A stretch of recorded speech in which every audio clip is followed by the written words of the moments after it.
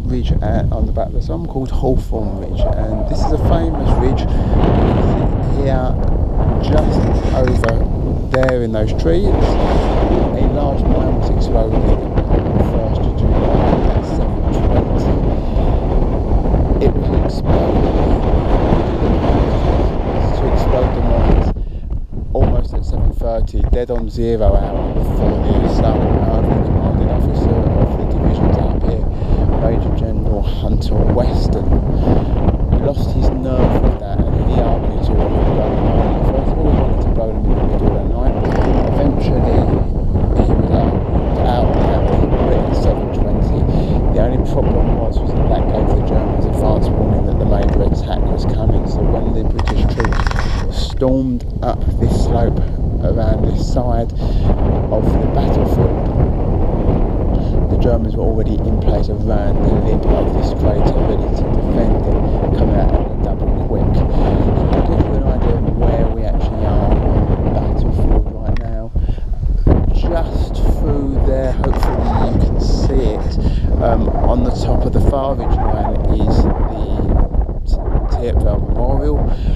We've come around from that, just over there, I think, again you can just about see it. You've got the Ulster Tower, and for those of you that know the battlefield, you've come down from there, across the Auchvillers Valley, and up onto this side, this part of the battlefield. So just in front of us here is the Newfoundland Park, where 800 Newfoundlanders were attacked on the first day of the Somme in the third wave of the 29th Division attack.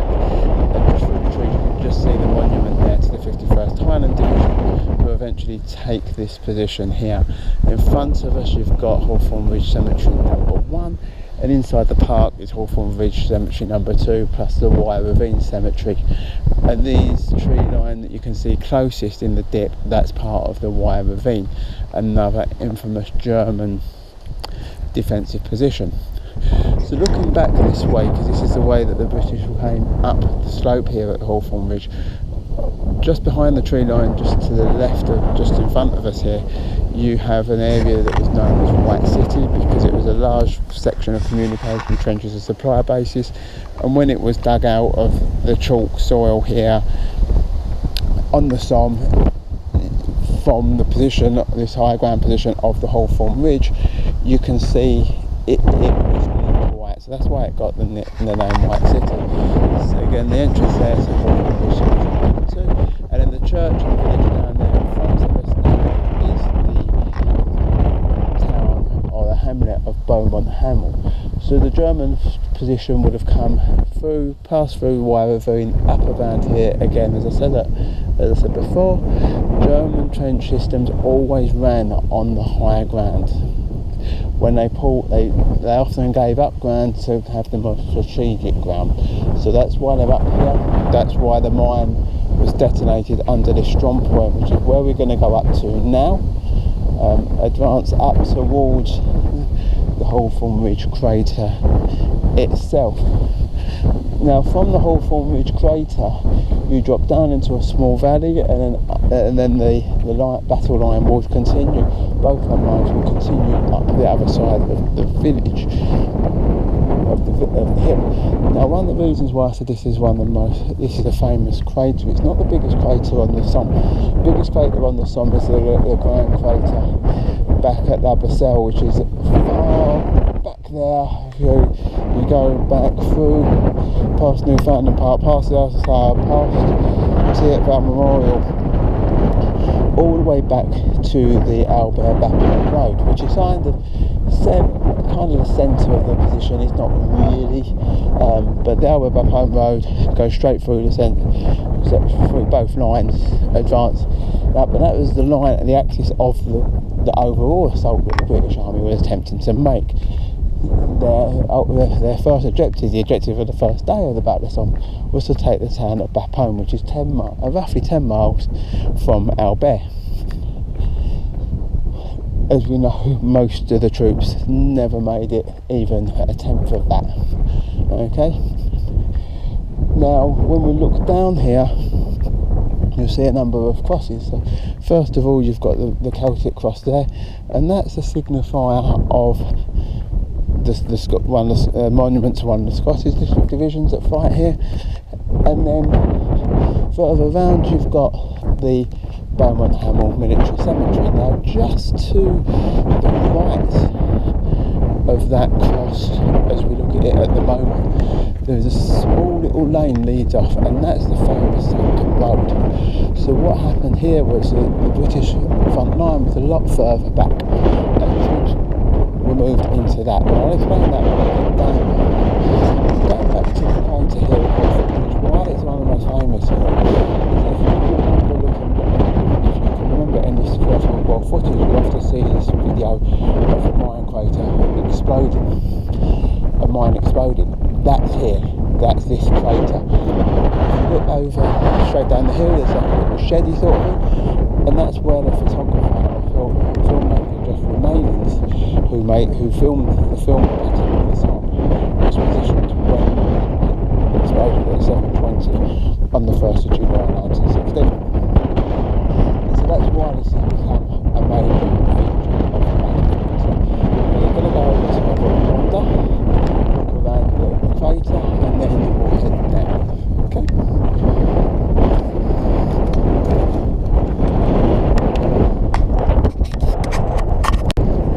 We've now come down from Hawthorn Ridge, which is crater, which is up there, those trees. The reason why we've come down from where we were a moment ago, you couldn't actually get that greater view down into it. It's fenced off, so you can't get close to it, and because it's quite overgrown in there, you couldn't really see. You could see it in a bit of a drop down, but that's it. So we now come down, and we're at the Scottish Monument that we looked at from up there. We can now see it from down here. Just have a look. Yeah. So is that a nice piece of metal? And that looks like it's got a shell, and that is all carved out, so I think I'll take that as a souvenir. So yeah, that's the Scottish Monument, and that there in front of us is the entrance to the Sunken Lane. So let me just put this in the bag and I'll be with you again.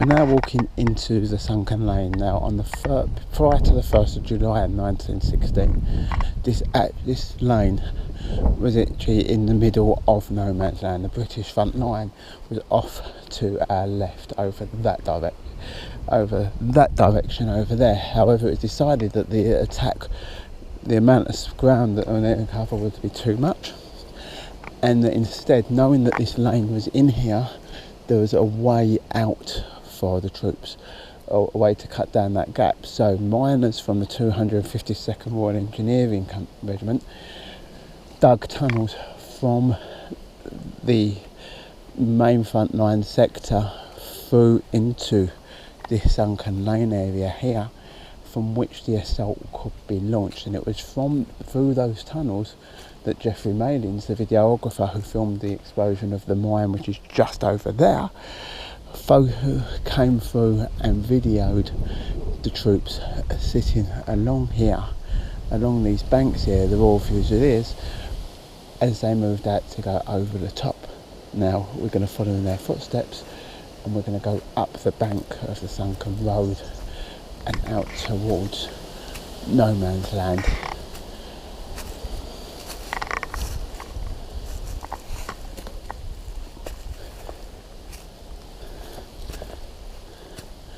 Okay, so you can't get through much further because of the bushes, but that would be no man's land over there.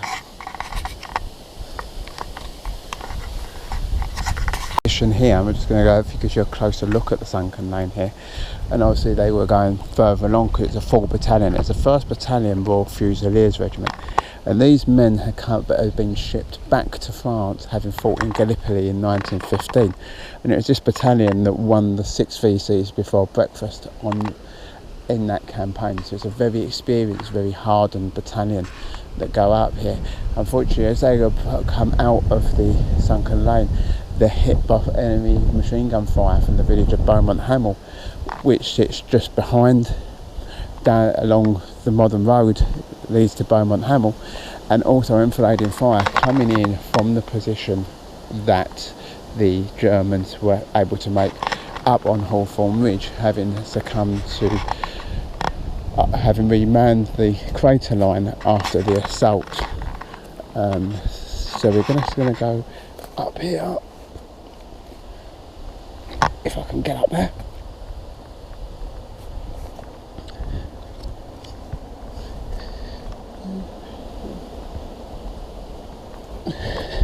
So my struggle there to get up the bank gives you an indication of just how steep that sunken lane was. And again, you can't see much because of the crops, but just beyond the trees over there you can see the church tower of Beaumont-Hamel. So there's Germans positioned in there.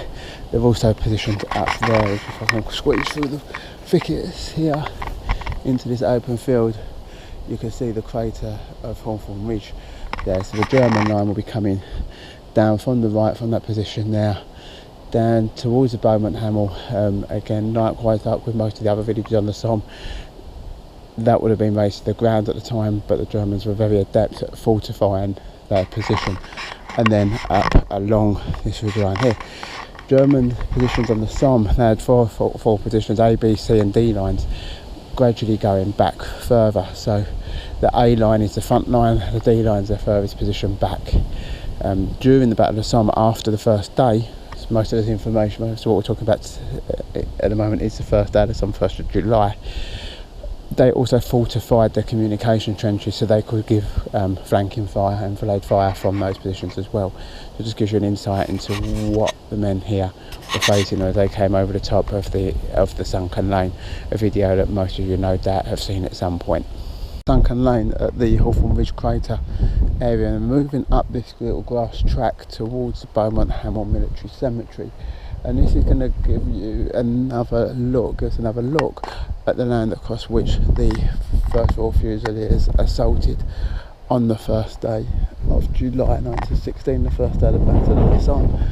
Also though, from that position you can get a good idea of the rise of the Hawthorn Ridge and why it was such a dominating position on the battlefield for the 1st of July. So that's something to look at and to bear in mind. There's also a chance to get up to the Hawthorn Ridge from there, so we might go up there, I don't know, probably not, because I'm going to have a shorter time and need to sort of get moving a little bit. So yeah, we're coming around now to another British cemetery.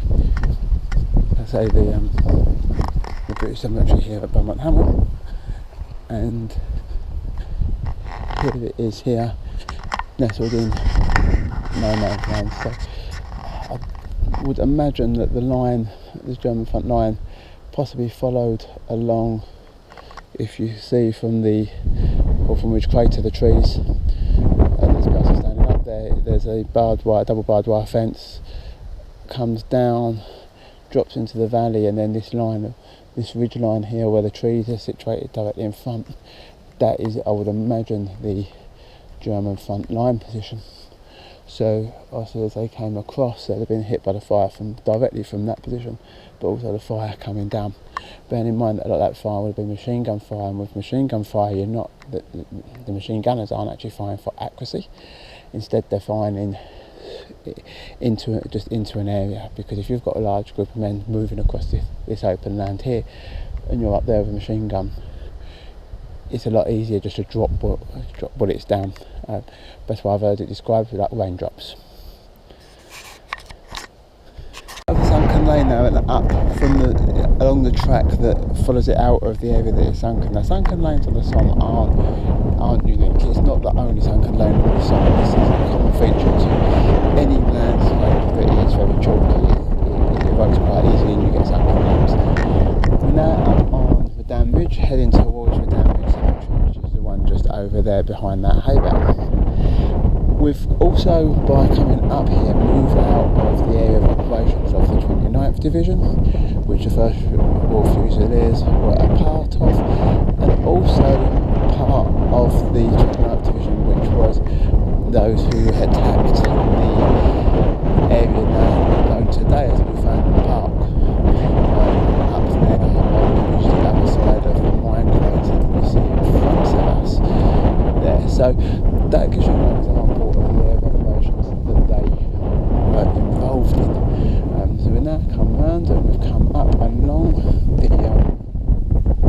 halfway here, and oh, hello Cal. Now heading towards up towards the cemetery that's at the top of the ridge that dominates this position. So you see that the area that the Somme was fought over is almost like a hand spread out, with lots of valleys and ridges. So it's clear where areas of domination lie in terms of that, and the lines of cement, etc. So and also something that I've noticed here is how easy it is almost to spot the front lines, because you see some cemeteries. So we've just come from the one that's just sort of down there just behind the tree line.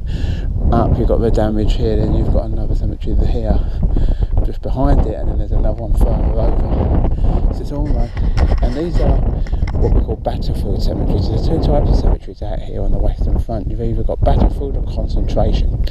So battlefield cemeteries are the small ones. It's where, when the area of land was finally taken, that the bodies were covered and brought in and buried very hastily, sometimes in craters and shell holes, sometimes on flat land. And then you've got concentration cemeteries. So these are the ones that you're probably the more famous ones. Things like places like Timecott up in Ypres, near the village of Passchendaele, where the bodies were brought in from smaller battlefield cemeteries, single isolation spots. And one of the key features you find with those concentration cemeteries is how many unknown unto gods there are in them, because their identity's been lost because they've been reinterred. When you get up to these all the battlefield cemeteries, they do tend to be a bit more identified graves in there. So like all the rest of them, I'm going to turn it off now and I'm going to have a look. We walked along a track that was a couple of tracks that were marked on trench maps. One's marked as Watling Street and the other marked as kilometre away. And what you do when you walk those two tracks is move back off of the battlefront and come round and then through the area that was known as that White City area that we was discussing earlier when we were up on the Hawthorn Ridge. We now come down to this little corner of scrubland, so it's heading back if you carry on curving round, going down towards the Sunken Lane. However, the reason why I've stopped here is that this is the position roughly somewhere around here where Geoffrey Malins filmed the explosion of the ridge of the Hawthorn Ridge, that's from the crater. So I just thought it'd be worthwhile just stopping here just to have a look at the crater site from this unique location, because this is the film that you will no doubt have seen if you've studied any First World War, Great War videos. To the Hawthorn Ridge crater, up through the to the viewing platform. So down there you see the Sunken Lane through to Beaumont-Hamel Cemetery. The damage is up around the trees. So we've got the path down into it now. I said before that this isn't the biggest crater on the Somme. The biggest one is the Auchonvillers crater over at La Basselle. But as you can see here, it's a rather nice big crater here, so